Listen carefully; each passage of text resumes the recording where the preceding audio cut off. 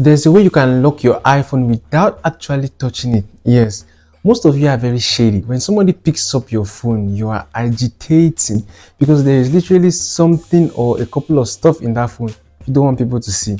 And when they pick up your phone and it's unlocked, you're panicking. Well, you don't need to panic anymore because there is a way you can actually lock your phone without touching it.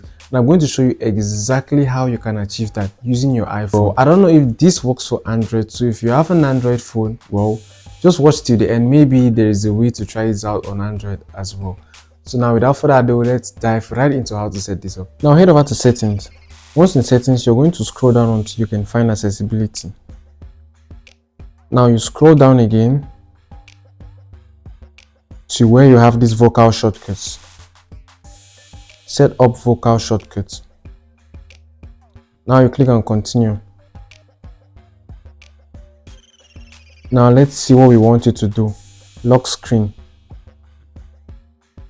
Custom phrase. Now this is where you put your custom phrase. If you want to like say lock my phone and you want it to go to the lock screen, it's going to do that. But you might want to do something that is not so obvious. I want mine to be obvious, so I'll just say lock my phone.